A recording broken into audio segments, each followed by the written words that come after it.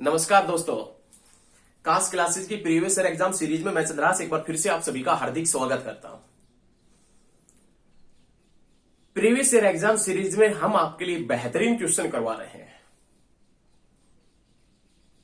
आशा करते हैं कि ये वीडियो आपको पसंद भी आ रही होगी, और यदि आपको वीडियो पसंद आता है तो आप इसको आपके जो सभी दोस्त हैं, साथी हैं, जो भी घर में कोई भी गवर्नमेंट एग्जाम की तैयारी कर रहा है उसके पास में इसको अवश्य सेंड करें, अवश्य भेजें, ताकि हमारी बताई हुई जानकारी उसको भी थोड़ा बहुत मात्रा में मिल सके।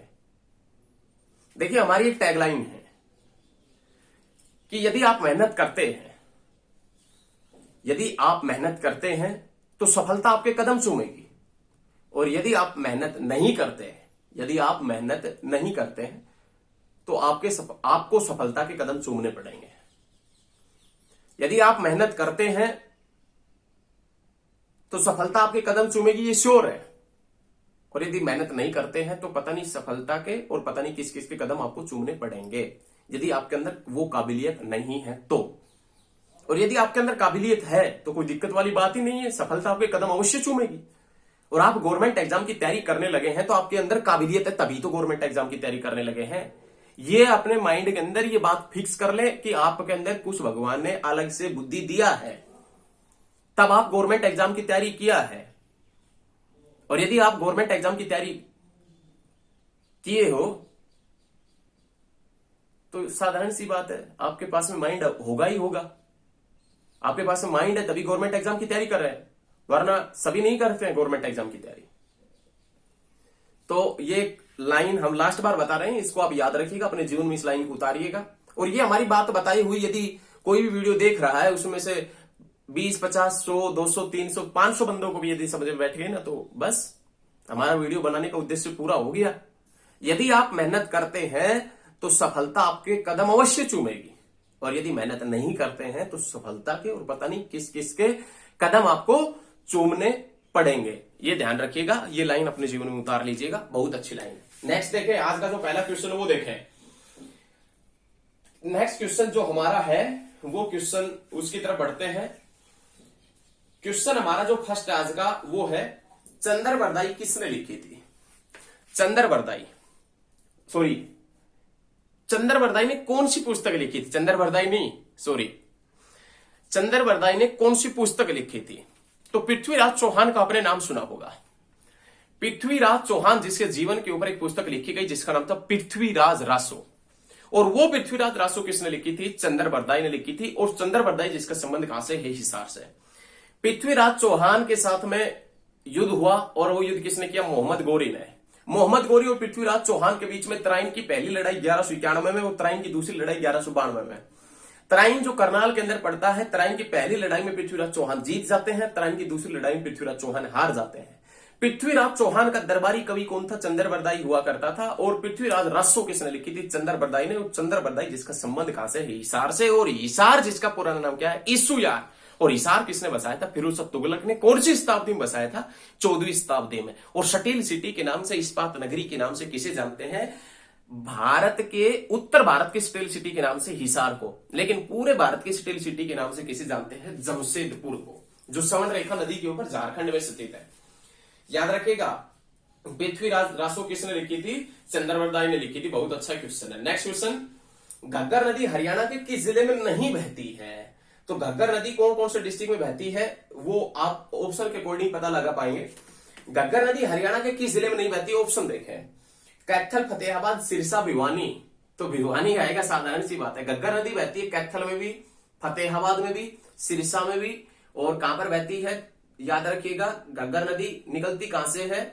पंचकुला से। पंचकुला मतलब कहने का है हिमाचल प्रदेश से निकलती है। और हरियाणा में कहां से प्रवेश करती है? पंचकुला। और पंचकुला में कहां से प्रवेश करती है? कालका से। फिर आती है अंबाला से, अंबाला से जाती है पंजाब में, पंजाब से आती है फिर हरियाणा में कैथल में, फिर जाती है पंजाब में फतेहाबाद के ऊपर, फिर फतेहाबाद में प्रवेश करती है, और फिर सिरसा में बहती हुई राजस्थान के हनुमानगढ़ वगैरह में चली जाती है।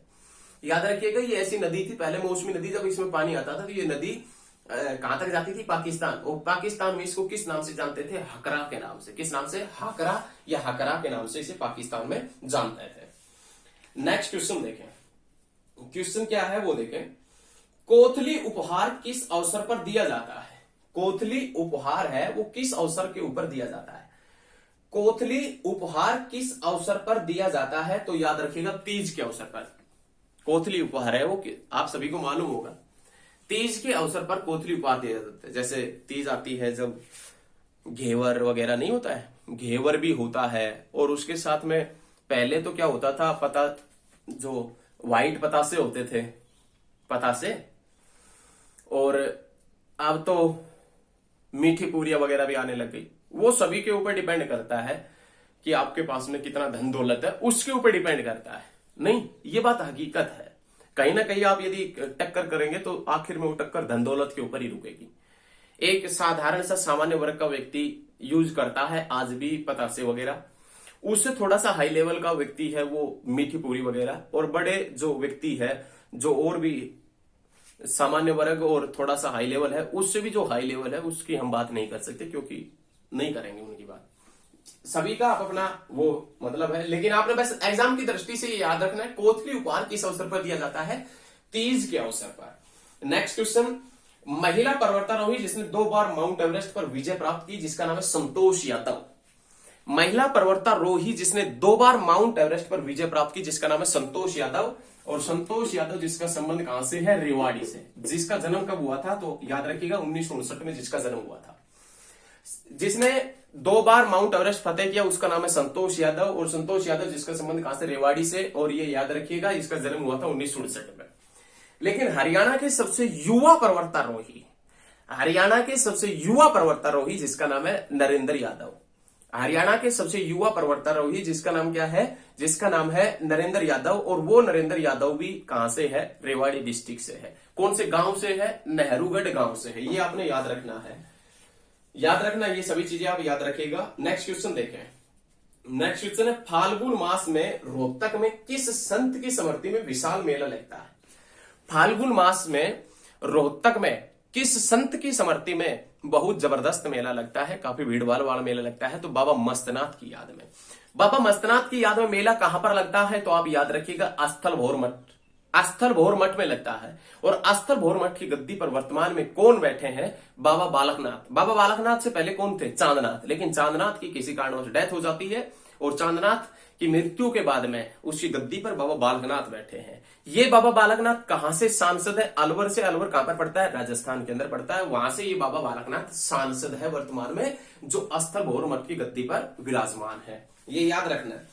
फाल्गुन मास में रोहतक में किस संत की स्मृति में विशाल मेला लगता है? तो बाबा मस्तनाथ की याद में लगता है। और कहां पर लगता है? अस्थल भोर मठ रोहतक। विवाह में नीम भराई किस अवसर पर होता है? विवाह में नीम भराई किस अवसर पर होता है? देखिए, नीम भराई आप सभी को मालूम होगा, जब कोई भी दूल्हा होता है और वो बारात लेकर जाता है। दूल्हा तो बारात लेकर ही जाएगा, ये कोई बारात लेकर जाता है लड़की वालों के घर, तो वो स्टेज प्रोग्राम से पहले एक बार लड़की के घर तक जाता है। और लड़की के घर तक जब जाता है ना, तो वहां पर उसको अच्छा बड़ा सा एक नीम वगैरह दिया जाता है और वो उसके घर के दरवाजे के ऊपर उसको नीम को मारता है। तो यही पूछ रहा है कि नीम भराई जो रस्म है वो किस अवसर पर की जाती है? तो द्वार पर दूल्हे के आगमन के समय, द्वार पर दूल्हे के आगमन के समय नीम भराई की रस्म को पूरा किया जाता है। सवांग व लोक नाटक की जड़ें कहां तक फैली है? तो याद रखिएगा किशनलाल भट्ट। ऋग्वेद में हरियाणा का नाम क्या था? ऋग्वेद में हरियाणा का नाम क्या था? तो आप याद रखिएगा रज हरियाणा। ऋग्वेद में हरियाणा को किस नाम से जाना जाता था? रज हरियाणा के नाम से जाना जाता था। बहुत अच्छा क्वेश्चन है, बहुत अच्छे लगातार बने रहिए, मजा आएगा पढ़ने में, जबरदस्त है। नेक्स्ट क्वेश्चन देखें। अशोक वाजपेयी ने अपनी कविता संग्रह कही नहीं बही के लिए कौन सा पुरस्कार जीता? अशोक वाजपेयी ने अपनी पुस्तक कविता संग्रह कही नहीं बही के लिए कौन सा पुरस्कार जीता? तो याद रखिएगा व्यास सम्मान। कौन सा सम्मान? व्यास सम्मान आएगा, याद रखिएगा व्यास सम्मान जीता था। उसके बाद में नेक्स्ट क्वेश्चन देखें, बहुत अच्छा क्वेश्चन होने वाला है। हरियाणा और उत्तर प्रदेश के मध्य कौन सी नदी सीमा रेखा बनाती है? हरियाणा और उत्तर प्रदेश के मध्य जो नदी सीमा रेखा बनाती है उस नदी का क्या नाम है? यमुना नदी। यमुना नदी हरियाणा की कौन सी दिशा के अंदर बहती है? तो आप याद रखिएगा पूर्वी दिशा के अंदर, ये हरियाणा और ये उत्तर प्रदेश। यमुना नदी हरियाणा और उत्तर प्रदेश के मध्य कितने किलोमीटर बहती है? 320 किलोमीटर। ये देश की राजधानी दिल्ली है और दिल्ली भी कौन सी नदी के ऊपर है? यमुना नदी के ऊपर। यमुना नदी हरियाणा में कहां से प्रवेश करता है? कलेसर से। कलेसर कहां पर पड़ता है? यमुनानगर में। यमुना नदी हरियाणा में बाहर कहां से निकलती है? हसनपुर से। और हसनपुर कहां पर पड़ता है? पलवल में। यमुना नदी हरियाणा के कितने डिस्ट्रिक्टों से, कितने जिलों से बहता है? 6 जिलों से बहती है। कितने जिलों से बहती है? 6। यमुनानगर, करनाल, पानीपत, सोनीपत, फरीदाबाद और पलवल से यमुना नदी बहती है। बहुत अच्छा क्वेश्चन है, याद रखिएगा। हरियाणा और उत्तर प्रदेश के मध्य जो सीमा रेखा का कार्य करती है वो कौन सी नदी है? तो आपने याद रखना है कौन सी नदी। तो बहुत अच्छा क्वेश्चन है, याद रखें। कौन सी नदी आएगी? यमुना नदी। यमुना नदी जो सबसे लंबी किसकी सहायक नदी है? तो आपने याद रखना है गंगा की। नेक्स्ट क्वेश्चन देखें। विधिवत शिक्षा न ग्रहण करने पर किस लोक नाटक पर शोध किया गया था? किस लोक गायक पर शोध किया गया था? विधिवत शिक्षा ग्रहण न करने पर किस लोक गायक के ऊपर शोध किया गया था? एक ऐसा लोक गायक था जिसकी विधिवत शिक्षा ग्रहण न करने पर उसके ऊपर शोध किया गया और उसका नाम क्या हुआ करता था? पंडित लक्ष्मीचंद। प्रसिद्ध गायकार है भाई, प्रसिद्ध रागनी गायकार पंडित लक्ष्मीचंद। याद रखिएगा, पंडित लक्ष्मीचंद, जिसके ऊपर शोध किया गया था। ये क्वेश्चन भी बहुत ज्यादा इंपॉर्टेंट है, एग्जाम में पूछ लिया जाता है। नेक्स्ट पॉइंट देखें। हरियाणा तिलक नामक साप्ताहिक पत्रिका का संपादन किसने किया था? हरियाणा तिलक नामक साप्ताहिक पत्रिका का संपादन किया था पंडित श्रीराम शर्मा ने। पंडित श्रीराम शर्मा ने किया था, याद रखिएगा। जिसका संबंध कौन से डिस्ट्रिक्ट से है? तो आप याद रखिएगा श्रीराम शर्मा का जो संबंध है वो कौन से डिस्ट्रिक्ट से है? झज्जर से है। और इस श्रीराम शर्मा का जन्म कब हुआ था? तो आप याद रखिएगा 1899 के अंदर इसका जन्म हुआ था। हरियाणा तिलक जो समाचार पत्र है वो श्रीराम शर्मा ने निकाला था। हरियाणा का इतिहास श्रीराम शर्मा ने निकाला था। और नवरत्न, हरियाणा का इतिहास, नवरत्न और हरियाणा तिलक, ये किसके समाचार पत्र है या किसकी पत्रिका है? श्रीराम शर्मा। श्रीराम शर्मा का संबंध कहां से है? झज्जर से। श्रीराम शर्मा का जन्म कब हुआ था? 1899 के अंदर इसका जन्म हुआ था। याद रखिएगा, बहुत अच्छा क्वेश्चन है भाई, मजा आएगा। एक से एक बेहतरीन क्वेश्चन आपके सामने आ रहे हैं। Next question. त्रिलोक दर्पण पुस्तक किसके द्वारा लिखी गई थी? त्रिलोक दर्पण पुस्तक किसके द्वारा लिखी गई थी? त्रिलोक दर्पण पुस्तक किसके द्वारा लिखी गई थी? तो हेमराज निर्मम।